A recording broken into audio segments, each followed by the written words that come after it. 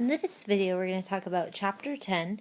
In Chapter 10, we had three main topics: probability, combinatorics, and statistics.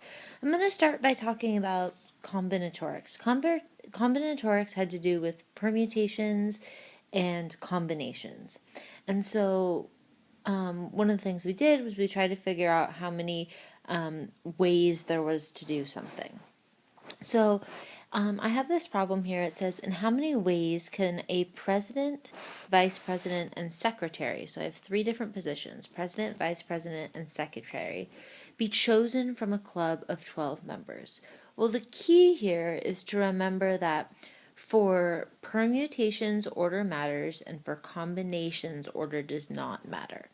So president, vice president, secretary, it matters in which order you're elected. There's a difference between being elected first, which is president, and being elected third, which is secretary.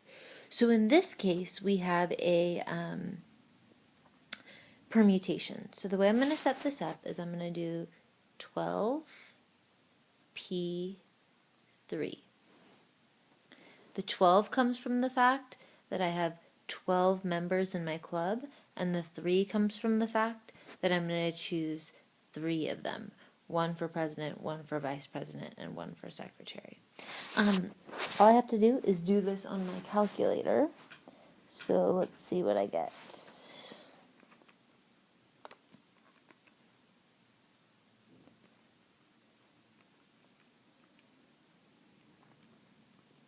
I get 1,320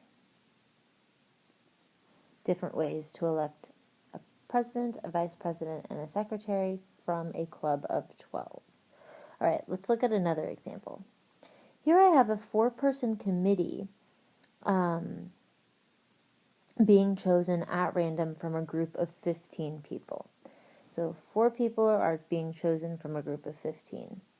How many different committees are possible? So here, I'm just going to be on a committee. It doesn't really matter if I'm, the first person elected or the second person elected or even the 4th person elected. We're all equals here.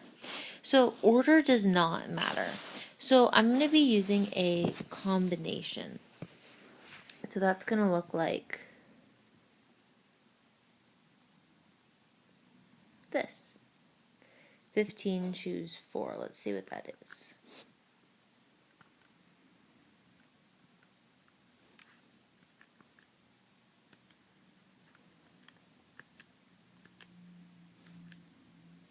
$1,365. Okay, there you go.